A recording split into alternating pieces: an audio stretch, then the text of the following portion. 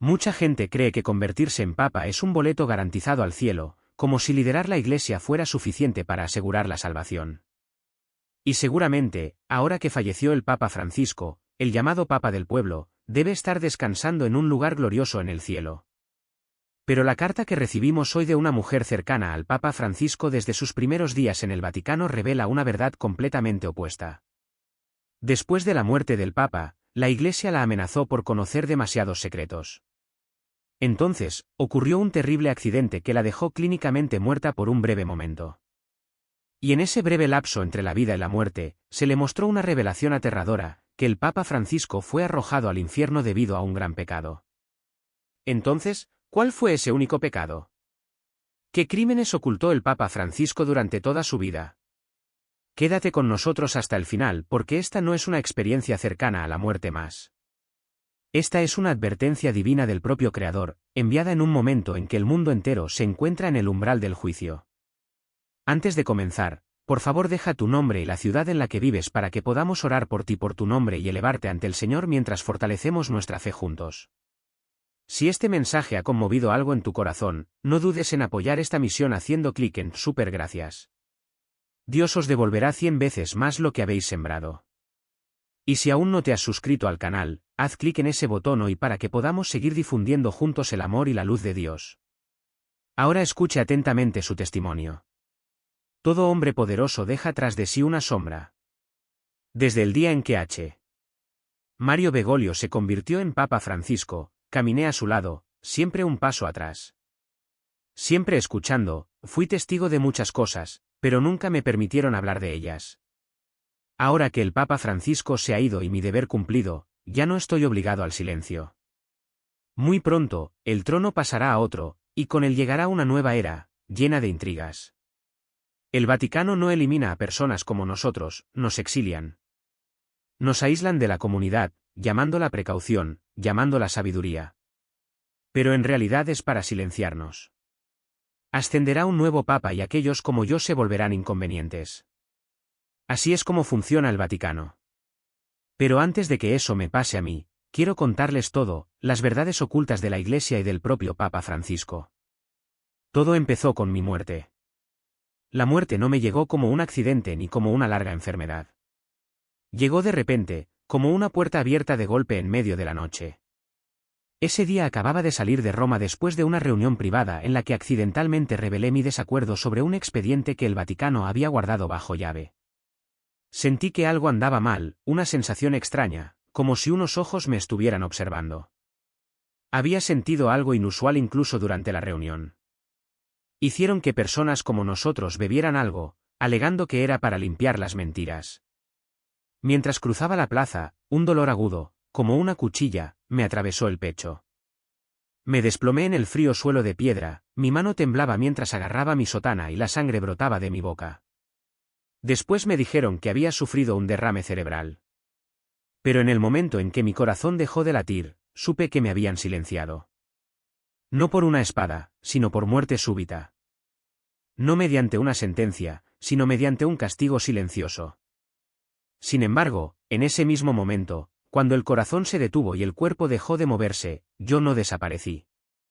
Se abrieron mis ojos, no los ojos de la carne, sino los ojos del alma. Y entonces, las visiones comenzaron a fluir como un diluvio. No con sonido o luz, como una vez imaginé, sino con una verdad tan profunda, tan sagrada, que ningún sentido humano podría soportarla. Ya no estaba atada por el cuerpo, ya no tenía miedo de ser observada, ya no me obligaban a guardar silencio. Me convertí en un fantasma despertado, no para perseguirme, sino para testificar. Cada visión era un fragmento de la verdad que el Vaticano había tratado de enterrar durante décadas. Cada imagen era un caso arrancado de archivos oficiales, un secreto reducido a cenizas, una elección comprada con sangre o el silencio sangriento de aquellos escondidos en la oscuridad. La primera visión fue como si me estuvieran levantando de mi propia oscuridad. Ante mí estaba el alma de Francisco, suspendida entre la luz y la llama. Entonces una voz me habló: ahora verás todo lo que el hombre ha escondido y todo lo que decidió no decir. Mira, recuerda, cuenta. Y así comenzó mi viaje. En la primera visión que cuento ahora, no vi al Papa Francisco, sino a mí mismo. Todavía estaba vivo, todavía llevaba la sotana y todavía hablaba en voz baja, como siempre. Me vi de pie en un corredor secreto del Vaticano, donde los fríos muros de piedra guardaban secretos que nunca debieron ser revelados. El olor a moho se mezclaba con el incienso, el eco sordo de pasos resonaba en el aire y mi corazón latía con fuerza como si estuviera cruzando un umbral prohibido. Frente a mí había un espejo antiguo, escondido detrás de una cortina de terciopelo rojo, como si me hubiera estado esperando durante siglos.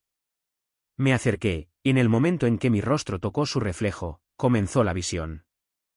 Fui elevado, ya no consciente de mi cuerpo físico, solo sintiéndome suspendido en un reino psíquico lechoso donde una luz suave se mezclaba con espesas llamas negras, como un campo de batalla invisible entre el cielo y el infierno. Ante mí apareció una enorme puerta, grabada con brillantes símbolos dorados, como si registrara la historia de la humanidad. La puerta se abrió y vi el alma del Papa Francisco, ya no vestida con una túnica blanca ni adornada con una corona papal, sino desnuda, suspendida sobre un altar vivo de piedra, donde la luz y el fuego luchaban sin cesar. Su alma no estaba tan radiante como esperaba, pero tampoco estaba completamente consumida por la oscuridad. Estaba tenso entre dos fuerzas opuestas. De un lado estaba la luz tejida con sus buenas obras, sus palabras de paz, las veces que se arrodilló para lavar los pies de los pobres, los mensajes de misericordia que resonaron en todo el mundo. Voces de la luz gritaban como oraciones de los millones que una vez creyeron en él y una vez lo llamaron el pastor de Dios. Pero del otro lado, se alzaban llamas negras, no por malicia, sino por el silencio. Los momentos en que optó por no hablar, los momentos en que la precaución prevaleció sobre la justicia. Francisco se paró ante un libro antiguo, intentando revisar el Padre Nuestro, la oración más santa dada por el mismo Jesucristo. Él creía que el cambio haría la oración más accesible, pero vi entidades oscuras arremolinándose a su alrededor, susurrando palabras de blasfemia, guiando su mano para reescribir frases que no venían del cielo. El fuego negro ardió violentamente, como si cada palabra retorcida fuera una espada que atravesaba la verdad. La imagen cambió y lo vi en una habitación cerrada, levantando la mano para bendecir a las parejas del mismo sexo. Su rostro mostraba la suave sonrisa que el mundo había llegado a adorar. La multitud aplaudió y elogió su tolerancia. Pero vi sus ojos vacíos, como controlados por hilos invisibles. La llama negra volvió a elevarse. Porque este acto no fue misericordia, sino una contaminación del pacto sagrado entre el hombre y la mujer, incitada por Satanás a desdibujar la línea entre la santidad y el pecado. Pero lo que hizo que el fuego ardiese con más fuerza no fueron sus acciones públicas, sino sus silencios. Vi documentos amontonados en los pasillos ocultos del Vaticano, informes de escándalos de abuso sexual, pruebas de corrupción financiera, gritos de ayuda de víctimas abandonadas por la Iglesia. Francisco los leyó con manos temblorosas, pero no actuó. Prefirió la cautela, creyendo que el silencio protegería la reputación de la Iglesia. Las almas de las víctimas aparecieron alrededor del altar, con los rostros retorcidos por la agonía y los ojos llenos de traición. Cada grito de ellos era una llama que quemaba su alma. No porque haya cometido los crímenes, sino porque no hizo nada para detenerlos. La luz de sus buenas obras luchó por hacer retroceder las llamas, pero se debilitó. Sus oraciones, sus actos de bondad, por sinceros que sean, no pudieron contrarrestar el peso aplastante del silencio. Me di cuenta de que no era la malicia lo que había llevado su alma a ese umbral, sino la precaución, precisamente lo que siempre había creído que era sabiduría, una forma de mantener la paz. Pero ahora, esa precaución quedó expuesta como su acusación más fuerte. Cada vez que decidió no hablar, cada vez que permitió que continuaran los oscuros secretos del Vaticano, sin querer despejó el camino para que la oscuridad se extendiera, preparando al mundo para el anticristo. El alma de Francisco todavía flotaba, la luz y la llama luchaban por el dominio. Pero ahora entendí que su juicio final no se basaría en lo que hizo, sino en lo que no hizo. Después de la primera visión, mientras las imágenes del cielo y el infierno aún ardían en mi mente, sentí una ola negra que me arrastraba a otro reino. No había una luz suave, ni un coro angelical, solo un cielo pesado, sin estrellas ni luna, presionando como plomo fundido. Una vibración baja y profunda resonó, no desde fuera, sino desde lo más profundo del alma del Vaticano. Me di cuenta de que estaba ante una versión distorsionada de la ciudad santa, no cúpulas doradas ni mosaicos espléndidos, sino una fortaleza agrietada y deshilachada, como si su alma misma se estuviera desmoronando. Las paredes se doblaron y partieron, pero ninguna piedra cayó, solo el sonido del lamento, como el llanto de una madre por su hijo robado, resonando desde las profundidades. Entonces comprendí que era la voz de la Iglesia, no la Iglesia de los rituales y procesiones, sino la Iglesia construida sobre la sangre de los inocentes y las lágrimas de los olvidados. Esa voz gritaba pidiendo verdades enterradas, pecados escondidos bajo túnicas blancas. Y en el centro de la visión, vi al Papa Francisco. No llevaba las conocidas túnicas papales blancas. Estaba de pie en una habitación oscura frente a una vieja mesa de madera. 3 cardenales lo rodearon, con rostros tensos y ojos oscilando entre el miedo y la desesperación. Sobre la mesa había un grueso expediente encuadernado en cuero, escrito a mano en la cubierta, corrupción financiera del Vaticano. Podía sentir su peso. Cada página llena de traición. Números, cuentas, transacciones ilícitas, nombres de conspiradores ardieron en mi mente como fuego. Esta era una prueba de que el dinero sagrado se había convertido en dinero maldito, utilizado para comprar silencio, generar poder y encubrir crímenes atroces. Francis hojeó algunas páginas con manos temblorosas. A su alrededor, entidades oscuras, negras como la tinta, se deslizaban y susurraban palabras crueles y seductoras. No eran ángeles, sino servidores de Satanás, sus voces como espadas cortando mi espíritu. Si esta verdad sale a la luz, dijo con voz áspera un cardenal, la Iglesia se derrumbará. Otro mayor respondió, si lo enterramos, los inocentes seguirán sufriendo. Francis miró hacia arriba, con los ojos hundidos como si estuvieran manipulados por hilos invisibles. Sostuvo el bolígrafo y apretó los dedos. Estar en el umbral del cambio, ser capaz de firmar el informe, exponer la verdad y dejar que surja la justicia. Pero luego dejó el bolígrafo. Su voz era baja. Ahora no. Si esto se rompe, la gente perderá la fe. Ese momento atravesó la visión como un cuchillo. Las entidades oscuras rieron, satisfechas con su elección. Con esa única decisión, Francisco salvó a la Iglesia del colapso, pero enterró la verdad, encerrando en la oscuridad los gritos de las víctimas. Las cuerdas negras se tensaron a su alrededor como si Satanás estuviera asegurando su control. Entonces me di cuenta de que esto no era misericordia, sino obediencia a los susurros del abismo, un acto deliberado para proteger la fortaleza de Satanás, allanando el camino para el anticristo. La visión volvió a cambiar. Me encontré en un corredor hecho de números, millones de cuentas bancarias, transacciones, nombres girando como un laberinto. En el centro había una figura con una túnica y una capucha negras, en silencio. No podía ver su rostro, pero su voz penetraba fría y aguda. Cada moneda que no se gasta en alimentar a los pobres condena un alma. Los números se convirtieron en llamas, quemando los sueños de los huérfanos, las súplicas de los maltratados, las esperanzas de los olvidados. Vi dinero que podría haber salvado vidas, usado en cambio para construir torres, comprar silencio e invertir en la oscuridad. Francisco apareció de nuevo, todavía sosteniendo el informe, pero sus ojos ahora estaban vacíos, como un títere entregado por completo a Satanás.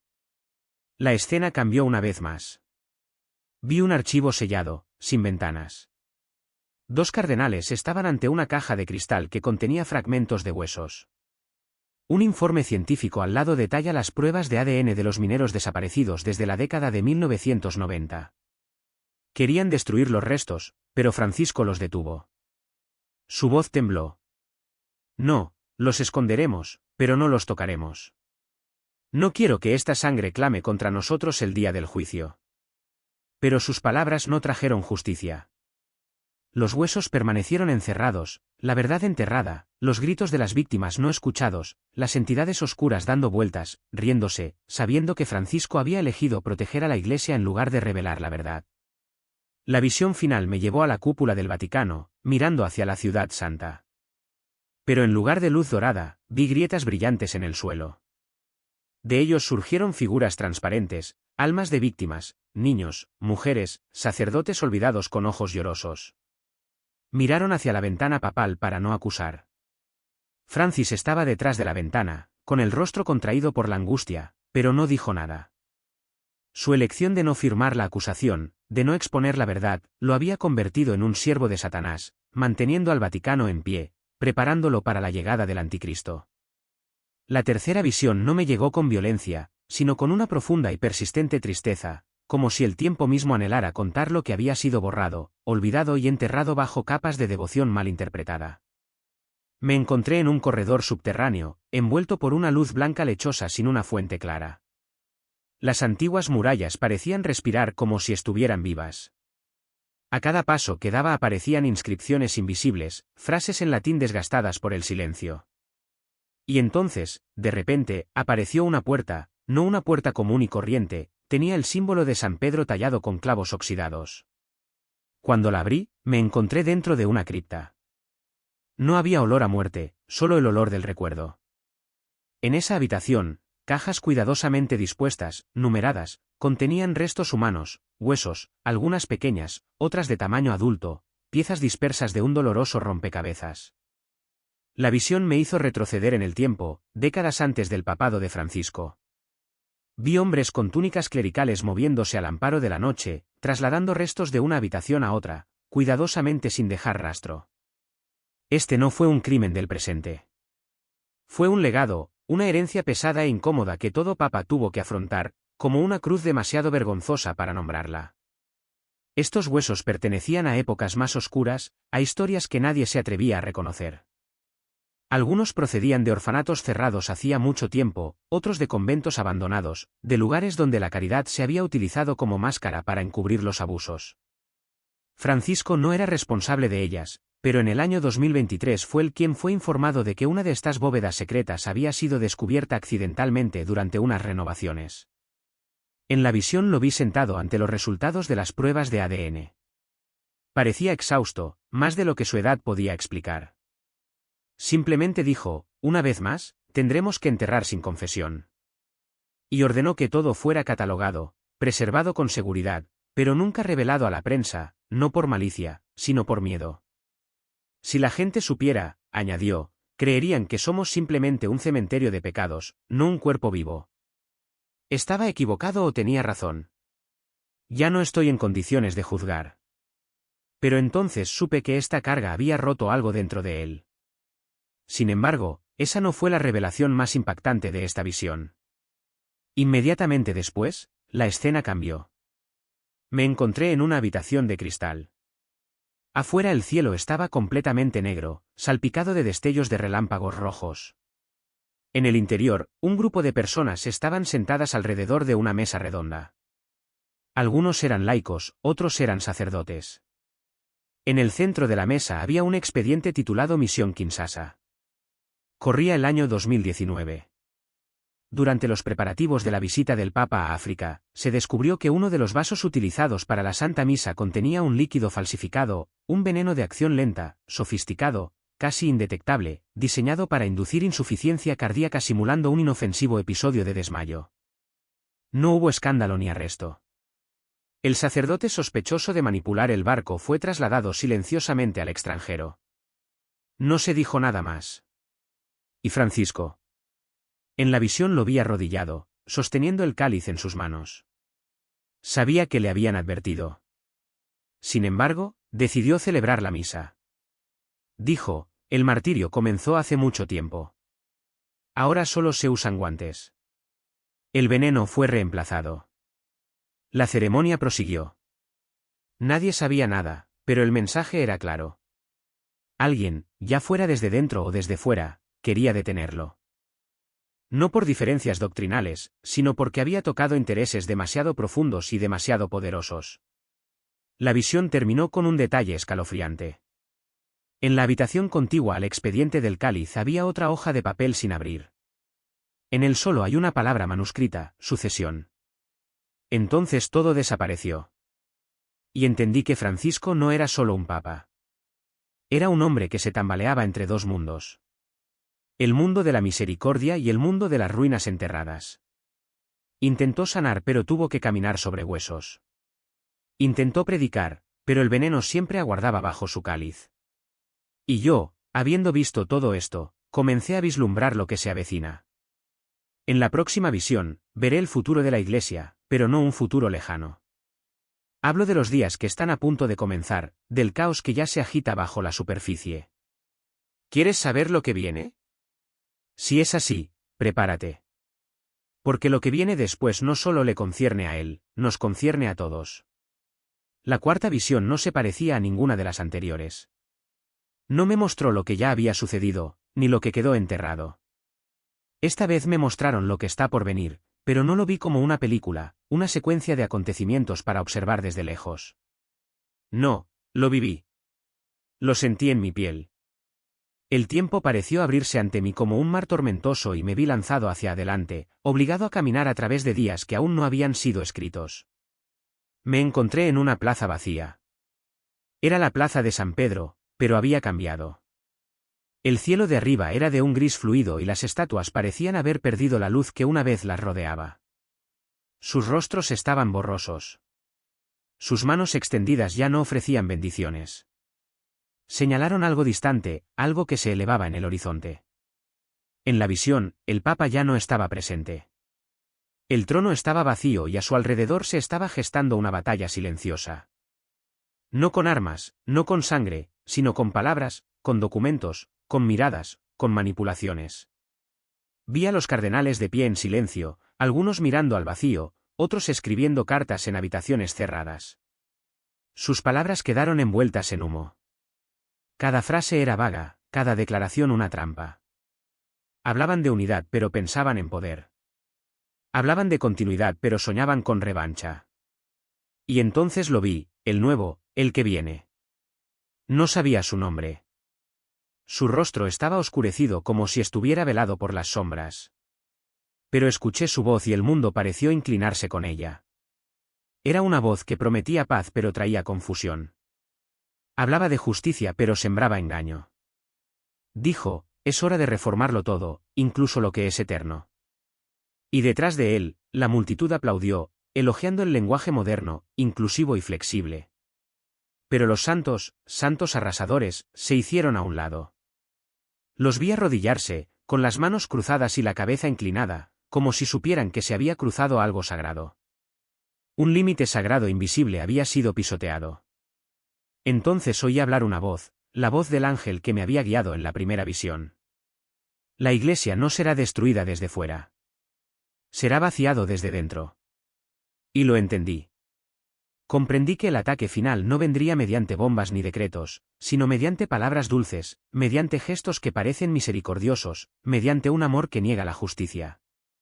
Vi también un pequeño grupo, de hombres y mujeres, pocos, escondidos y humildes.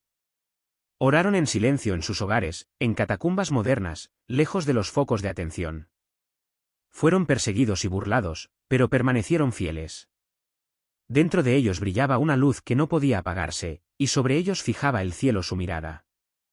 Al final de la visión, Francisco apareció una vez más, pero no era el Francisco que una vez conocí. Ahora era un alma y miraba lo que estaba sucediendo con ojos llenos de tristeza. No dijo nada, pero en su mirada había una súplica silenciosa para que alguien tuviera el coraje de permanecer fiel. Cuando la visión se cerró, entendí que lo que está por venir aún no está determinado. Se está escribiendo ahora a través de nuestras elecciones, de nuestro silencio o de nuestro coraje. Y ahora, después de haberlo visto todo, ya no puedo permanecer en silencio. La siguiente pieza será la más oscura hasta el momento. No sobre el Vaticano, sino sobre el juicio mismo. Y cuando lo veas, entenderás lo poco que realmente sabemos acerca de la misericordia y cuán profundamente tememos la verdad.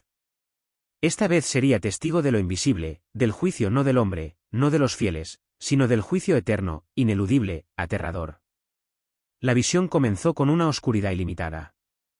Ningún sonido, ninguna forma, solo espera.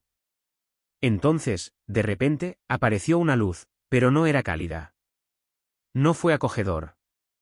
Era puro, cegador, agudo como la verdad. Y de esa luz surgió un altar, no hecho de piedra, sino de pensamientos.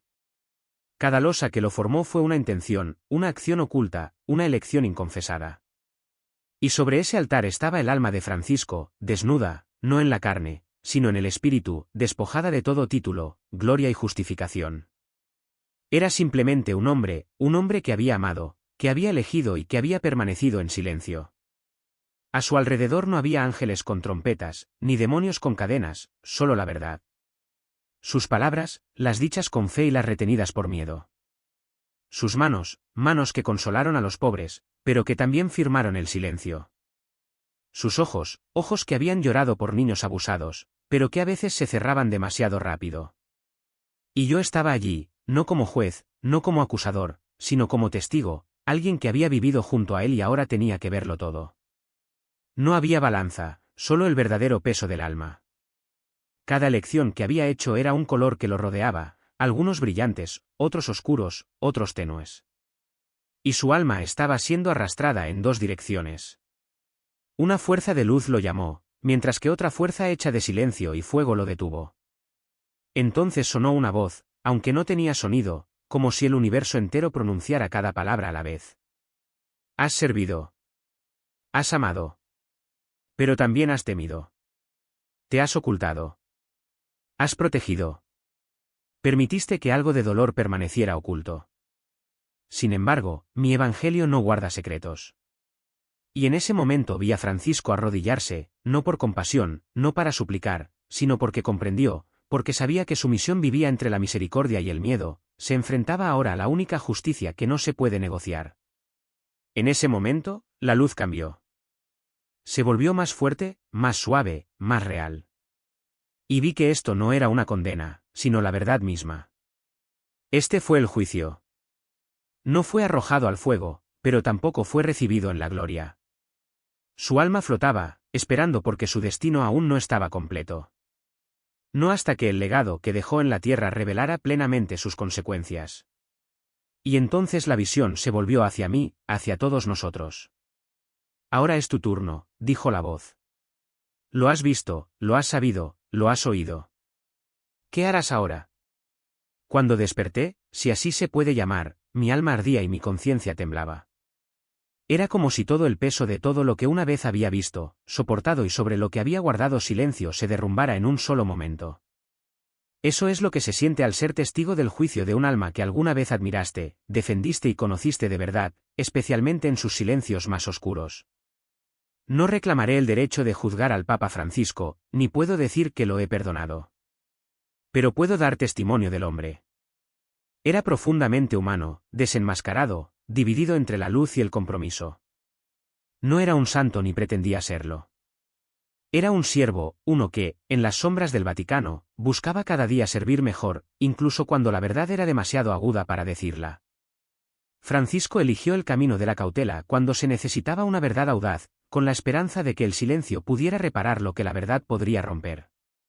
Pero el silencio no siempre cura. A menudo profundiza la herida.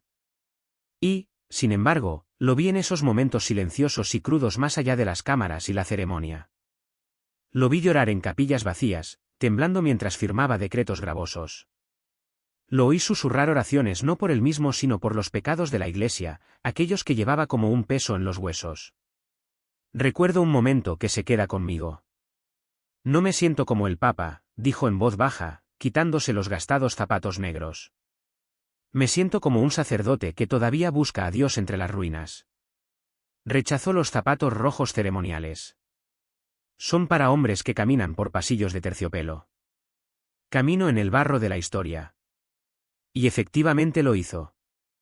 En los campos de refugiados, las ciudades devastadas por la guerra y las calles secundarias de los olvidados, no caminó como un líder que busca reverencia, sino como un hombre que busca rostros. En una visita no anunciada a un centro para niños con discapacidades, se acercó a un niño en silla de ruedas, le tocó la cabeza y le susurró, «Tú eres mi teología». Llamó a ese día la misa más verdadera de su vida. Este era el verdadero Francisco, imperfecto, agobiado, inseguro y profundamente sincero. Un hombre que llevó el Evangelio y su peso, pero no siempre con equilibrio. Su funeral no será lujoso, solo un simple ataúd, una Biblia y esos zapatos viejos usados por caminar junto a los más pequeños. No quería ser recordado como papa. Quería ser recordado como una voz, tal vez incluso quebrada, que gritaba en medio del ruido. Lo vi en sus momentos más humanos, recibiendo archivos que nadie más quería ver, tomando decisiones con manos temblorosas, sabiendo que cada una de ellas haría que algo sagrado colapsara. Su mayor fracaso no fue el mal, sino el compromiso. En lugares donde la verdad debería haber rugido, susurró. En tiempos de ajuste de cuentas, velaba. No por malicia, sino por miedo. Miedo a que la verdad pudiera destruir lo que esperaba que el tiempo redimiera. Pero ahora todo se revela.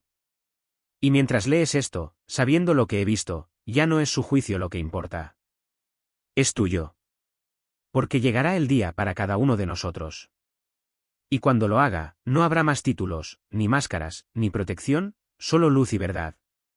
Estarás como él, desnudo, transparente, ante aquel que pesa más el silencio que las palabras. En ese momento, nada importará excepto la verdad que elegiste vivir, la verdad que te atreviste a decir y la verdad por la que estuviste dispuesto a sufrir.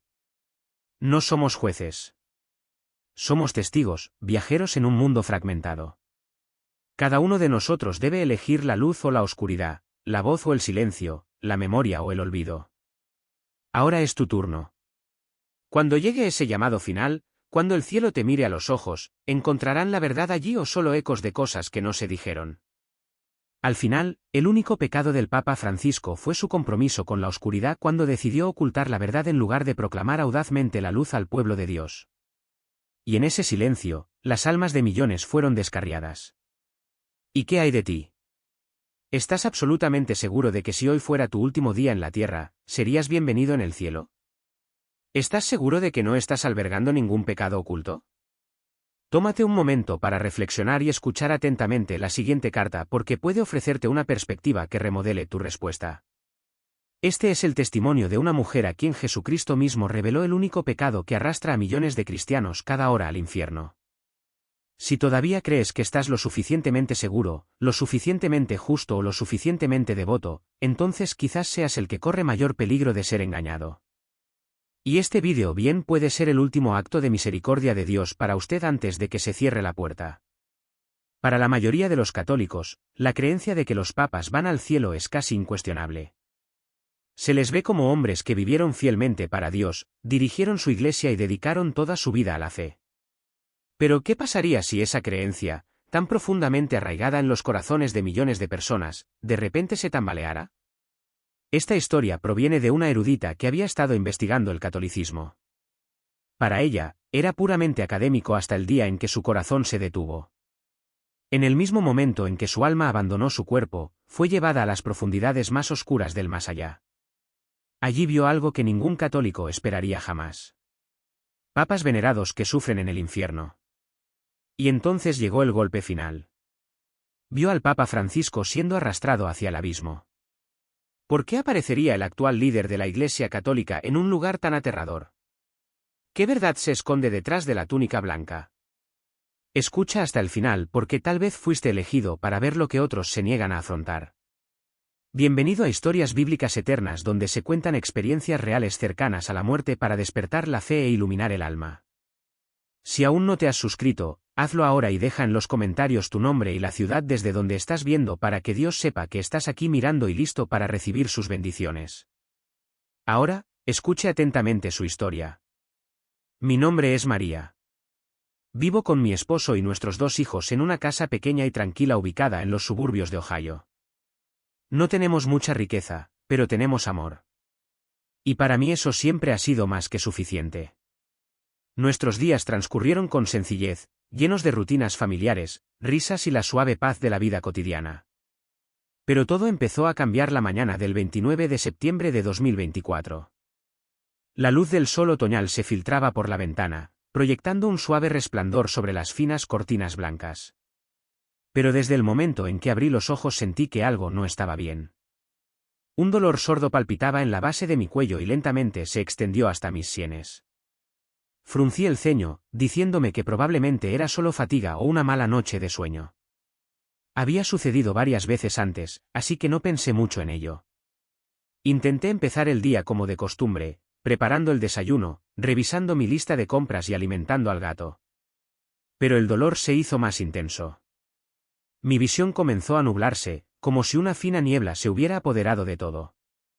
Cada respiro que tomaba se sentía superficial y tenso, como si algo pesado estuviera presionando mi pecho. Aún así, traté de ignorarlo para mantener las cosas bajo control. Así soy yo. Siempre tratando de aguantar, siempre con miedo de ser una carga para los demás. Pero entonces me di cuenta de que mi marido me observaba de cerca. Dio un paso adelante, puso su mano sobre mi hombro y dijo con preocupación en su voz, «No estás bien. Necesitamos llamar al médico». Negué con la cabeza. «No hay necesidad. Solo necesito un poco de descanso». Pero justo cuando las palabras salieron de mi boca, un rayo de dolor como un rayo atravesó mi cabeza y me dobló. Todo empezó a girar. Los sonidos a mi alrededor se volvieron distantes. Sentí que mis piernas cedían debajo de mí. Y lo último que vi antes de desplomarme fue la cara de pánico de mi esposo gritando mi nombre con desesperación. En lo que parecía una mañana normal, no tenía idea de que me estaba acercando al umbral entre la vida y la muerte. Una puerta que una vez cruzada me mostraría cosas que nunca me había atrevido a imaginar en toda mi vida. Llegó el médico, me puso una inyección y me dijo que necesitaba descansar. Me acosté en la cama, con la única esperanza de dormir un poco para aliviar el dolor. Al cerrar los ojos, comencé a sentir algo extraño dentro de mí, como si una profunda inquietud surgiera desde lo más profundo de mi alma. Después de un rato, con los ojos todavía bien cerrados, sentí que la habitación se llenaba de repente con una luz increíblemente radiante. Quería abrir los ojos para ver qué estaba pasando, pero no pude. Como si mi cuerpo ya no respondiera a mi voluntad, y entonces me di cuenta de algo asombroso. Mi cuerpo físico todavía yacía inmóvil sobre la cama, pero mi alma se había separado de él. Cuando tomé conciencia de que había abandonado mi cuerpo, mi primera sensación fue una confusión abrumadora. Miré hacia abajo y me vi tirado inmóvil en la cama como alguien en un sueño profundo o ya muerto. Intenté darle sentido a lo que estaba pasando. Por un lado, observé mi entorno. La habitación familiar ahora parecía diferente desde esta perspectiva. Por otro lado, estaba tratando de entender por qué mi alma se sentía tan liviana, como si todas las cargas físicas hubieran desaparecido. Todo a mi alrededor estaba en silencio. Pero ese silencio contenía plenitud, como si el espacio estuviera saturado con una energía invisible. Oscilé entre dos estados. Una extraña y profunda sensación de paz mezclada con miedo a lo desconocido. No tenía idea de lo que me esperaba y mi mente estaba expectante y temblaba al mismo tiempo. De repente, dos figuras radiantes aparecieron en la habitación. Al principio no pude distinguir cuáles eran. Solo vi dos formas brillantes como si estuvieran hechas de luz pura, pero a medida que se acercaban, me di cuenta de que eran ángeles. Llevaban prendas de un blanco puro que emanaban una elegante belleza y sus rostros brillaban como si estuvieran iluminados desde dentro por una fuente sagrada de luz. Aparecieron justo a mi lado, mirándome fijamente, pero sin decir una palabra. En ese momento, mi corazón se inundó de preguntas. ¿Qué me está pasando? No sabía quiénes eran ni por qué estaban allí, pero su presencia me hizo sentir curiosidad y desconcierto al mismo tiempo. Uno de los dos ángeles se acercó a mí y me habló con voz clara y radiante, «María, levántate. Hay lugares a donde debemos ir». Esa frase resonó como una orden suave, pero llena de autoridad, penetrando directamente en mi conciencia. En ese momento, no sentí ningún deseo de resistirme. En cambio, una inesperada y profunda sensación de confianza surgió dentro de mí, como si instintivamente supiera que estaba siendo guiada por algo sagrado y seguro. Comencé a seguirlos, moviéndome con una ligereza milagrosa que solo se siente cuando el alma se libera del peso del cuerpo físico. No caminé como se hace normalmente. En cambio, me deslicé como si fuera arrastrado por una corriente invisible de energía. No sabía dónde iba con los ángeles. El viaje parecía interminable. Pero había perdido toda noción del tiempo. Todo se estaba desarrollando en un ámbito más allá de las limitaciones habituales del mundo material. Sin minutos, sin fatiga, solo mi presencia y la presencia guía de los ángeles. Después de un lapso que no se pudo medir, apareció ante nosotros una enorme puerta negra.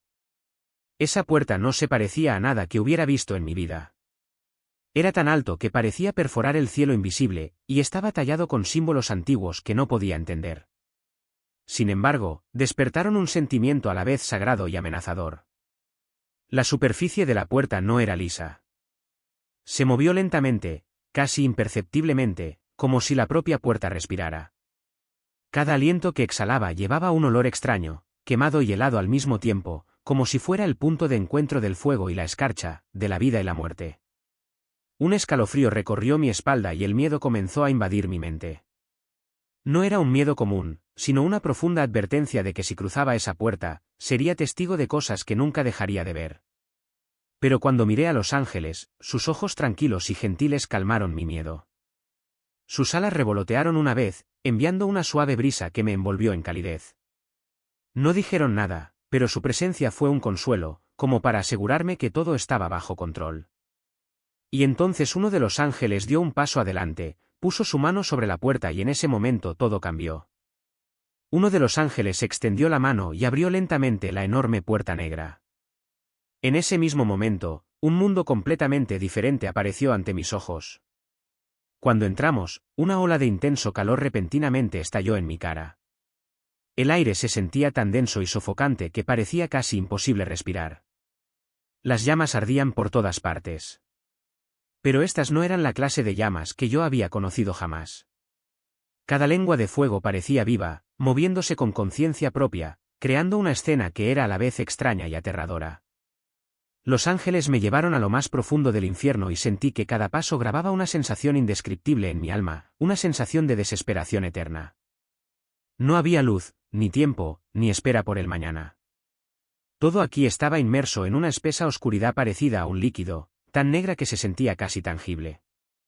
El aire era pesado, ardiente como ceniza fundida, pero paradójicamente frío, filtrándose en cada grieta del pensamiento como dedos invisibles que ahogan la voluntad. A mi alrededor había gritos, no del todo humanos, pero sí sonidos distorsionados, gemidos y aullidos tan intensos que mi alma temblaba por el shock. Vi almas ardiendo en llamas, no fuego físico como en el reino terrenal, sino llamas de arrepentimiento, de desnudez espiritual. Se retorcieron en ese fuego, sin morir nunca, solo viviendo eternamente en el dolor que ellos mismos habían sembrado. Vi a algunas personas ser arrastradas a través de pozos profundos como bocas volcánicas y luego arrojadas a abismos arremolinados, sin fondo, sin fin. Cayeron para siempre, sus gritos resonaron y se desvanecieron en la oscuridad. Otras almas estaban atadas a columnas de fuego negras donde cada recuerdo pecaminoso de su pasado se desarrollaba como una película en bucle. Cada repetición trae una agonía más profunda que antes. Vi a una mujer cuyo cuerpo entero parecía estar envuelto en cadenas invisibles con ganchos de hierro que le perforaban profundamente el alma. Cada vez que intentaba luchar, las cadenas se apretaban aún más y de su boca escapaban gemidos de profundo remordimiento. Los ángeles continuaron caminando a mi lado, la luz de ellos formaba un camino estrecho a través de la oscuridad. Uno de los ángeles me habló con voz suave pero solemne. Este es el último lugar para aquellos que deliberadamente se alejaron de la luz. Este no es el castigo de Dios. Es la consecuencia natural de un alma que lo ha rechazado. Miré a los ojos de las almas.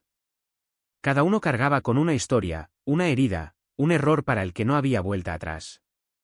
Algunos estaban de rodillas, otros gritaban y otros permanecían en silencio con los ojos muy abiertos, encarándose siempre a sí mismos en un castigo del que nunca podrían escapar. Y luego, a medida que descendíamos más, la oscuridad misma pareció cambiar. Una nueva figura surgió en la distancia, alta, majestuosa, pero envuelta en sombras. El ángel dijo, la primera persona que verás aquí es alguien que alguna vez fue conocido en todo el mundo. Cuando el rostro apareció lentamente a la vista, contuve la respiración. A medida que nos adentrábamos más en el corazón del infierno, el tormento circundante se intensificaba, los gritos se mezclaban unos con otros. El olor a carne quemada llenó el aire y la oscuridad infinita se filtró en mi ser. Al acercarme, una figura en particular llamó mi atención. Un alma arrodillada en el suelo, con las manos tapándose el rostro, llorando y sufriendo sin fin. Al acercarme, reconocí quién era, el Papa Juan Pablo II. Estaba llorando y las lágrimas de un papa fluían sin cesar. Pero no era solo el dolor físico lo que lo atormentaba. Su alma llevaba una carga mucho mayor. Sentí un intenso anhelo de comprender el motivo de su sufrimiento, pero los ángeles permanecieron en silencio. Solo sabía que debía mirar. En ese momento sentí la presencia de Jesús. La atmósfera a mi alrededor cambió como si toda preocupación y pesadez hubieran desaparecido de mi pecho. Una luz suave se extendió por todo el espacio, no cegadora, pero sí suficiente para que todo fuera más claro y se sintiera más seguro. No oí pasos ni voz, pero sabía que estaba cerca. Cada respiración se hizo más fácil y una sensación de paz surgió dentro de mí, como nunca antes había sentido. No hubo necesidad de una presentación. Simplemente supe que era él. Se acercó lentamente a mí y continuó observando la escena que se desarrollaba ante nosotros. El Papa Juan Pablo II estaba rodeado de almas que se acercaban a él. Estas almas fueron víctimas de abusos y su dolor era claramente visible en sus rostros. Rodearon al Papa, mirándolo con ojos llenos de tristeza. Cada uno llevaba un profundo dolor y un profundo arrepentimiento. El Papa pareció desplomarse aún más bajo el peso de su incapacidad para ayudarlos. Gritó, pero nadie escuchó su voz. Cada grito que lanzaba parecía hacer eco de la agonía interior de esas almas. En ese momento, Jesús comenzó a hablar, su voz suave pero pesada. Este hombre fue reconocido una vez como un mensajero de Dios en la tierra. Cientos de personas confiaron en él y buscaron refugio en la seguridad de la Iglesia. Pero no logró proteger a los más vulnerables. Su indiferencia ante los escándalos de abusos sexuales, los oscuros secretos de la Iglesia que intentó encubrir, ahora tienen un gran costo aquí. La agonía del Papa se intensificó. Mientras lo observaba, podía sentir la profundidad de su dolor creciendo con cada segundo que pasaba. Jesús extendió su mano y los espectros de las víctimas de abusos continuaron rodeando al Papa. No pudieron encontrar la redención, y debido a la falta de intervención suficiente del Papa, su sufrimiento se profundizó. El arrepentimiento en su rostro se debía no solo a los errores que cometió en la vida, sino también a su incapacidad para ayudar a las almas inocentes. Su castigo parecía un bucle eterno. En cada momento se vio obligado a revivir el mismo dolor para enfrentar el mismo arrepentimiento mientras las almas de las víctimas lo rodeaban, cada una mirándolo con una súplica silenciosa de responsabilidad. Jesús continuó, él era responsable no solo de lo físico sino también de las almas, y falló en esa responsabilidad. Habló directamente con el Papa Juan Pablo II. Fuiste amado por muchos y visto como santo en todo el mundo. Pero a los ojos de Dios, proteger a cada alma inocente es lo primero. Permanece en silencio para proteger la reputación de la Iglesia. Ese silencio, esa indiferencia es la razón por la que aquí estáis condenados al castigo eterno. El Papa intentó cubrirse la cara con ambas manos, pero las lágrimas no paraban. En ese momento, las almas de las víctimas de abuso se acercaron y suavemente retiraron sus manos, recordándole que él era la fuente de su sufrimiento. La escena estaba llena de un remordimiento tan abrumador que incluso me resultaba difícil respirar. Cada línea del rostro del Papa reflejaba el tormento interior y el profundo dolor de su alma. Jesús se volvió hacia mí y dijo gentilmente, tales errores son imperdonables a los ojos de Dios. Debería haber comprendido el peso de su responsabilidad.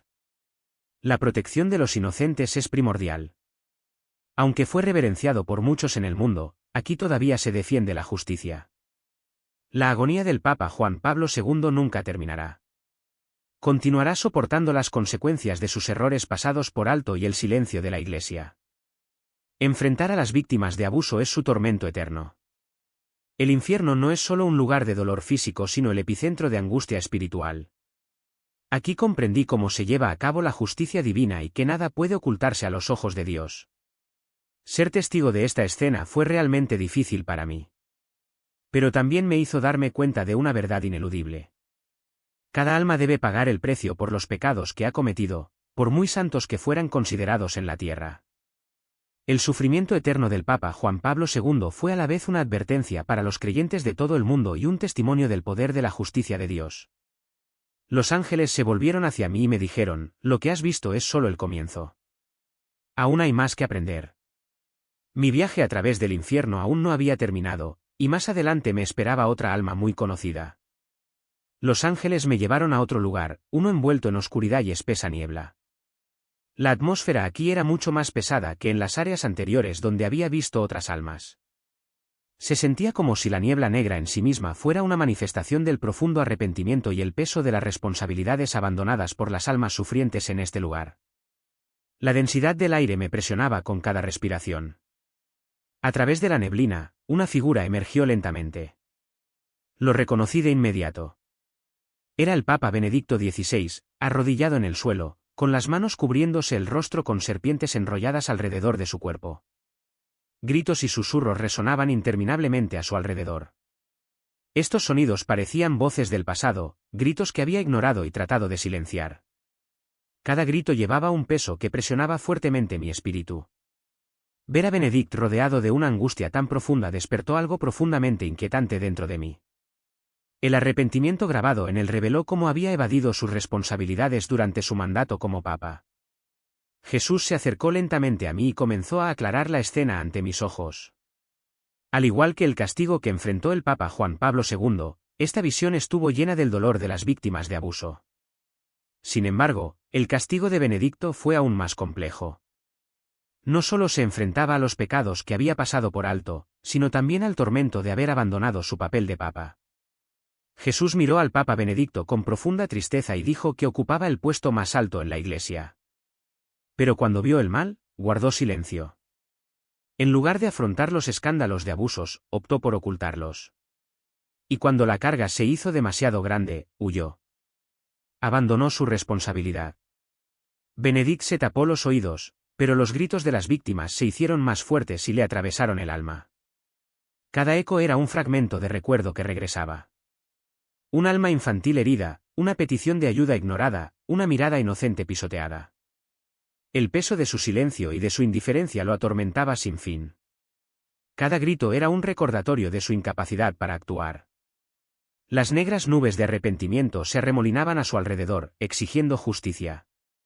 Jesús se volvió hacia mí y dijo, su renuncia no fue solo un escape. Magnificó el dolor dentro de la Iglesia. Los escándalos financieros y la corrupción prosperaron en el silencio que él permitió. Entendí por qué el castigo de Benedicto difería del de Juan Pablo II. Si Juan Pablo II cargó con la carga de una respuesta tardía, Benedicto cargó con un peso doble, tanto por ignorar los gritos de las víctimas como por eludir su responsabilidad cuando la Iglesia más lo necesitaba. Su renuncia, alguna vez vista por el mundo como un acto de humildad o sabiduría, ahora se reveló como una retirada que dejó un vacío de poder lleno de caos, corrupción y escándalos financieros devastadores. Las oscuras nubes de remordimiento se espesaron a su alrededor.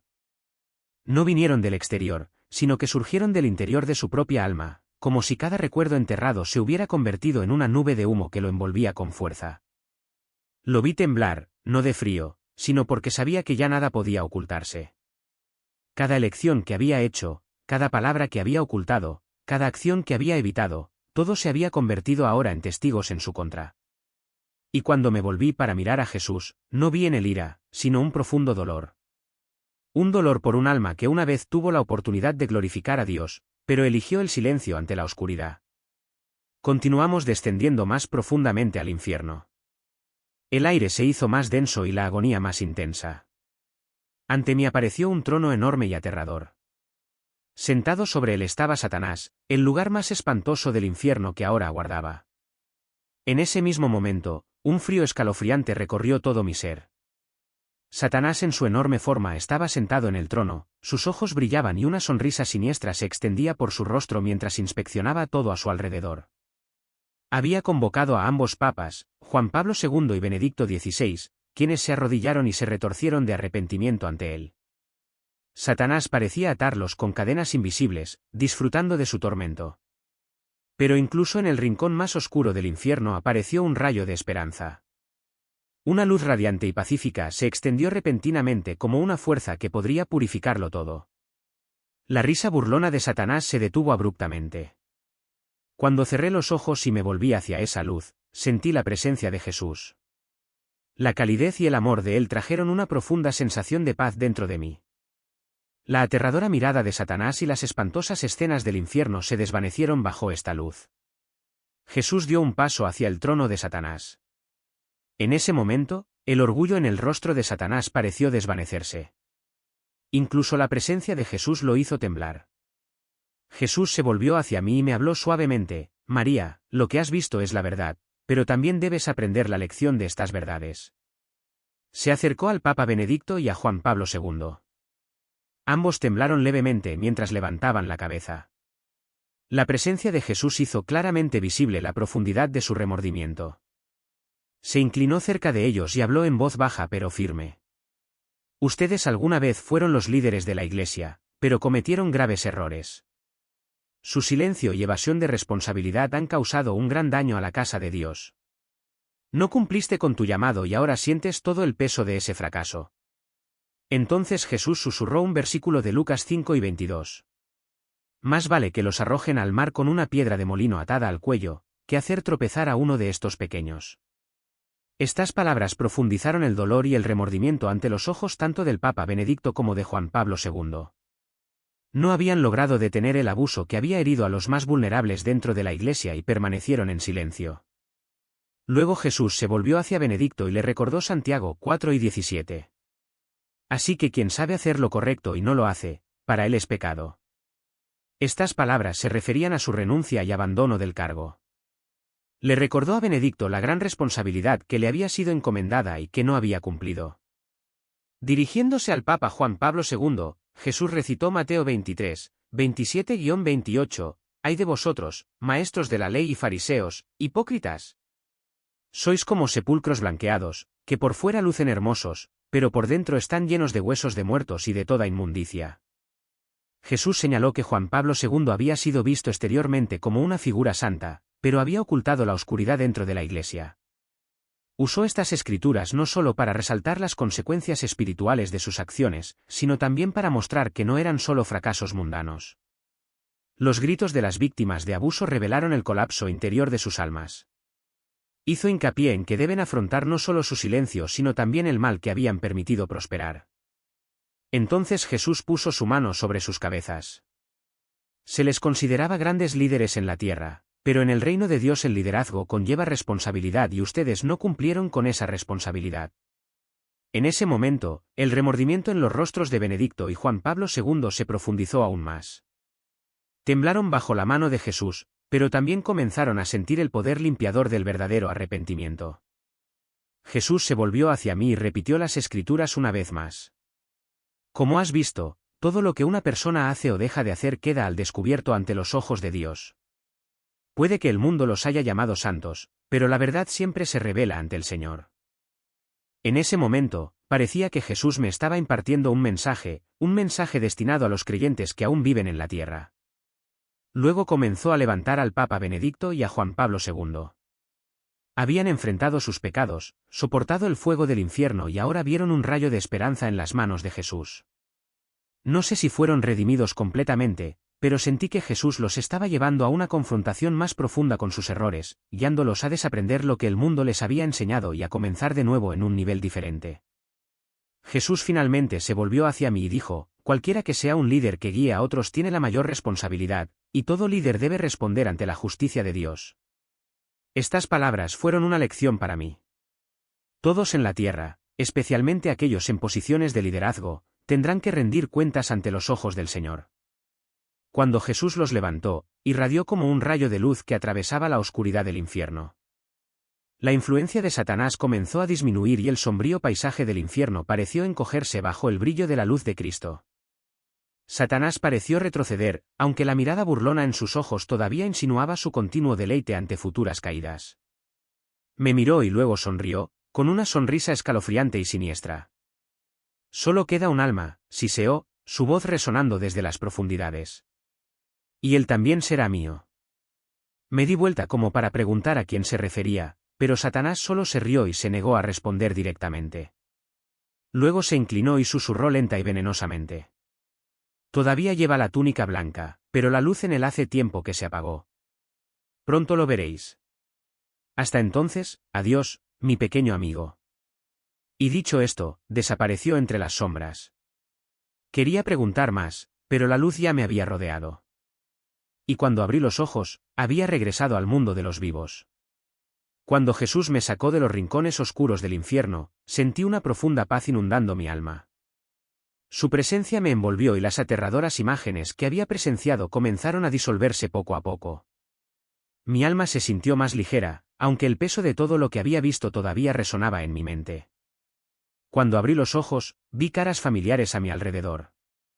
Mi marido y mis hijos parados junto a la cama mirándome con preocupación. Todo parecía tan surrealista que incluso regresar a mi propio cuerpo me parecía un sueño. Pero sabía que lo que había experimentado no era ni un sueño ni producto de la imaginación. Todo lo que había visto había dejado profundas huellas en mi alma. Mi respiración todavía era irregular, pero ahora había un profundo despertar dentro de mí. Las palabras de Jesús continuaron resonando en mi mente. Todo líder debe responder ante la justicia de Dios. Esas palabras no fueron solo un mensaje para los papas que había visto en el infierno. También fueron un recordatorio para mí. Me di cuenta de que yo también necesitaba reflexionar sobre mi propia vida y mi responsabilidad. No fui llamado solo a vivir en este mundo, sino a permanecer fiel al camino de Dios. Entonces la historia de María ha llegado a su fin. Y si todavía estás aquí escuchando hasta el final, tal vez sea porque Dios quiere que veas lo que ella vio. Porque la verdad que presenció no se trataba solo de papas o líderes. Se trataba de todos nosotros. Lo que vio fue justicia, completa e innegable. Y que a la justicia no le importan los títulos ni la fama. Mira el corazón. Ve lo que intentamos ocultar. Y un día, cada uno de nosotros tendrá que afrontarlo. Esta historia pretende despertarte, recordarnos la forma en que vivimos, la forma en que lideramos y la forma en que respondemos al dolor de los demás. Todo importa. Cada silencio, cada elección, cada vez que miramos hacia otro lado, Él lo ve. Y si algo en esta historia conmovió tu corazón, comparte tus pensamientos a continuación. Nunca se sabe lo que escribes hoy podría ser la luz que lleve a otra alma errante a casa. Y no olvides suscribirte para continuar viajando con historias bíblicas eternas donde se comparten testimonios verdaderos no solo para ser escuchados sino para sanarte y acercarte a Dios. Gracias por escuchar. Que esta verdad permanezca arraigada en tu corazón y que la gracia de Dios guíe tus pasos a partir de este día en adelante.